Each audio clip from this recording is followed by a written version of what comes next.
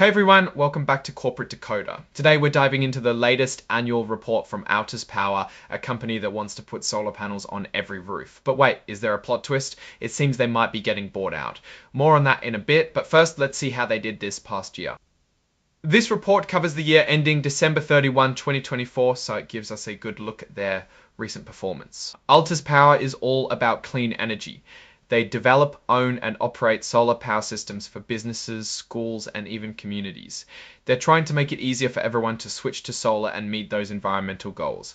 Now for that plot twist, on February 5, 2025, a company called TPG made an offer to buy Altus Power for 5/25, but it needs to get approvals from Altus Power stockholders and regulators. If the deal goes through, Altus Power will become a private company. Of course, there are risks. The deal could fall apart if they don't get the necessary approvals, or if something significantly bad happens to Altus Power's business before closing. This uncertainty can make it harder to keep employees and customers happy, which could hurt the company. Altus Power boasts a portfolio of solar systems across the United States, exceeding 1 gigawatt in capacity. They sell the power generated from these systems under long-term agreements to over 450 enterprise entities and contracts with over 36,000 residential customers. The market opportunity is massive.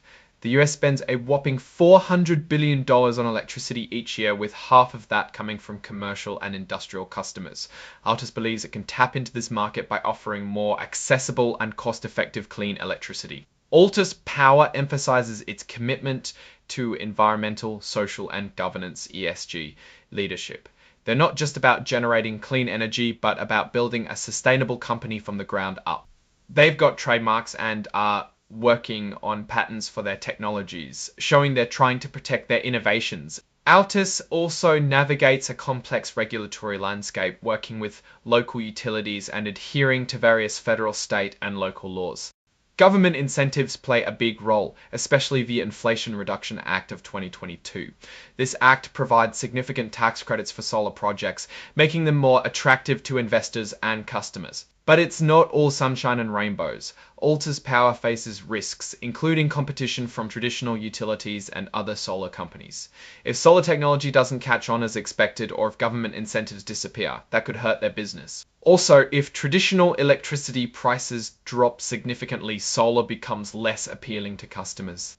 The company also relies on a limited number of suppliers for its solar panels. If those suppliers run into trouble or get acquired by competitors, Altus Power could face delays and higher costs. Their business is also heavily concentrated in states like New Jersey and New York, making them vulnerable to region-specific problems. Acquisitions are a big part of Altus Power's growth plan, but finding the right acquisitions and integrating them smoothly is always a challenge.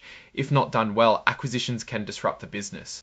Their partnership with CBRE is also crucial, but there's no guarantee it will lead to profitable deals. Operating and maintaining those solar farms also has its share of risks. Equipment failures, weather events, or even terrorism could disrupt their operations. Altus Power has a lot of net operating loss carry-forwards, which can help reduce future taxes. However, these benefits could be limited if there's a big change in the company's ownership.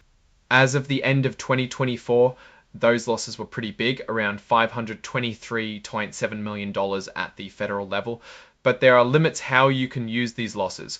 They're also subject to regulations from the Federal Energy Regulatory Commission, or FERC, and changes in those regulations could impact their business. And like any company, they face the risk of terrorism, cyber attacks, and other disruptive events that could harm their operations. Getting insurance could also become more difficult or expensive depending on what's happening in the world. Altus Power may need to raise more money in the future, but there's no guarantee they'll be able to do it on favorable terms. If they can't keep up with technology or protect their intellectual property, it could damage their ability to compete. Cybersecurity is another major concern, with evolving threats that could compromise their data and systems. Megawatts installed is a measure of how many solar systems they have out there. They increased the total amount of megawatts installed from 896 to 148 during the year, which is a 17% increase. The most are located in New York and New Jersey. Megawatt hours generated measures how much electricity those systems are producing, a 38% increase from the previous year. The more electricity they generate, the more revenue they can earn. Speaking of financials, they had US federal net operating loss carry forwards of around $523 million. Here are their numbers for 2024 ex to net loss, about $10.7 million.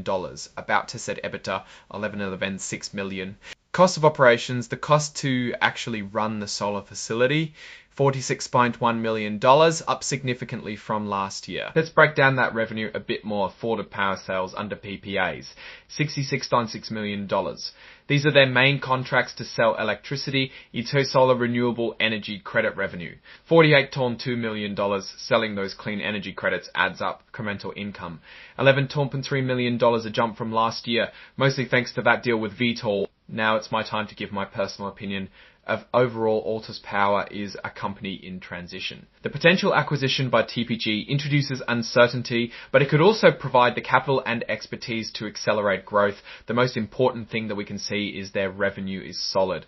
It is important to remember, even though we can look forward to an acquisition, there is always the potential it doesn't go through. And if it doesn't, they can try and attempt to make acquisitions of their own, which the report was pointing to be a big component of their growth.